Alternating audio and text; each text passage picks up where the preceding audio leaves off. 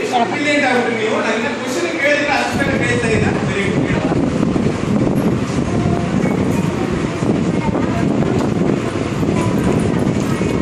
Wow super. ಆಮೇಲೆ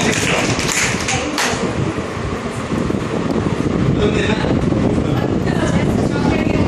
chocolate ಒಂದೇ answer. Madam ನೋಡಿ ನಮ್ಮ ಮಕ್ಕಳ ತುಂಬಾ ಹುಷಾರು. ಒಂದು ಚಾಕ್ಲೇಟ್ ಒಂದೇ ಆನ್ಸರ್ ಅಂತ. Very good. ನೆಕ್ಸ್ಟ್ ಏನು? ಚಾಕ್ಲೇಟ್ಸ್ ಯಾರಿಗೆ ಬಂದಿದೆಯೋ ಹಂಚಿ ತಿನ್ಬೇಕು. ಕೇಳಿ ಸರ್.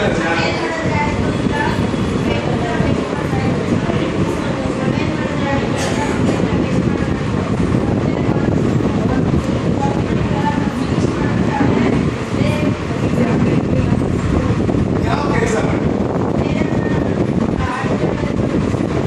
ಆಟ ಆಡಬೇಕು ಅಂತ ನಾವು ಅದೇ ಥರ ಮಾಡ್ತಾ ಇದ್ದೀವಿ. ಇಲ್ಲ ಮುಂದೆ ಮಾಡ್ತೀಯ ಏನು ಹೋಗಿಲ್ಲ. ಅದೇ ಥರ ಮಾಡ್ತೀನಿ. ಇಲ್ಲ ಮುಂದೆ ಮಾಡ್ತೀಯ. ಸ್ವಲ್ಪ ರಾಗ ಮಾಡ್ತೀನಿ ಮುಂದೆ ತಿಳ್ಕೊಂತೀನಿ ಅಂತ. Very good. ಕ್ಲಾಸ್ ಕೊಡ್ತೀನಿ. ಈಗ ಹೇಳಿದ್ದಾರೆ ನಾನು ಇವತ್ತವರೆಗೂ ಒಂದು ಕರೆಕ್ಟ್ ಆಗಿರ್ಲಿಲ್ಲ, ನಾಳೆಯಿಂದ ನಾನು ತಿಳ್ಕೊಂತೀನಿ ಅಂತ. ಆ ಥರ ಎಷ್ಟು ದಿನ ತಿಳ್ಕೊಂತೀವಿ ಹೇಳಿ. ಮಾಡ್ತಾ ಇದ್ದ. Very good. Sir chocolate sir ಏನ್ ಹೆಸರು ನಿಮಗೆ? ಮೋಹನ್. ಕ್ಲಾಸ್ ಬೇಡವಾ? ಸೂಪರ್. ಆಮೇಲೆ ಇದು ಮ್ಯಾನೇಜ್ ಯುವರ್ ಟೈಮ್ಸ್ ಅಂದ್ರೆ ಅದು ಒಂದೇ ಅಲ್ಲ. ನೀವು ಬರೀ ಸ್ಟಡೀಸ್ ಒಂದೇ ಅಂತ. ನೀವು ಆಟ ಆಡೋಕ್ಕೂ ಮನಸ್ಸಿರುತ್ತೆ.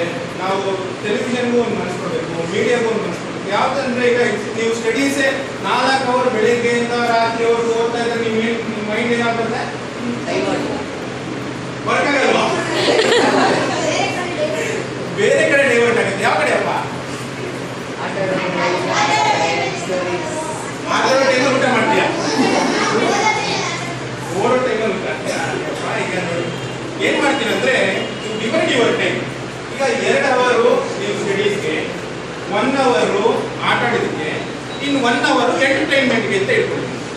ಆ ಥರ ನೀವು ಡಿವೈಡ್ ಮಾಡಿದಾಗ ಏನಾಗುತ್ತೆ ಅಂದ್ರೆ ನಿಮಗೆ ಕಾನ್ಸಂಟ್ರೇಷನ್ ಕೂಡ ಬೇರೆ. ಓಕೆ, ಅರ್ಥ ಆಗ್ತಿದ್ಯಾ? ಅದೇ ಎಕ್ಸಾಮ್ ಟೈಮ್ಸ್ ಅಲ್ಲಿ you reduce your entertainment and ಆಟ ಟೈಮ್ ನೀವು ರೆಡ್ಯೂಸ್ ಮಾಡ್ಕೊಳ್ಳಿ. ನಾವು ನಾಳೆ ಎಕ್ಸಾಮ್ ಇದೆ, ನಾನು ಆಟ ಆಡಲೇಬಾರದು ಅಂತ ನೀವು ಮನಸ್ಸಿಂದ ತೆಗೆದ್ಬಿಡಿ. Your mind also need fresh ಬೇಕಾಗುತ್ತಾ? ಏನ್ ಮಾಡ್ಬೇಕಾಗಿ ನೀವು ಸ್ವಲ್ಪ ಫುಲ್ ಆಟ ಆಡಬಾರ್ದು. 1 ಅವರ್ ಇರೋದನ್ನ 15 ಮಿನಿಟ್ಸ್ ಆ 20 ಮಿನಿಟ್ಸ್ಗೆ ರೆಡ್ಯೂಸ್ ಮಾಡ್ಕೊಂಡು, ಆವಾಗ ನಿಮ್ಮ ಮೈಂಡ್ ಫ್ರೆಶ್ ಆಗುತ್ತೆ. ಪ್ಲಸ್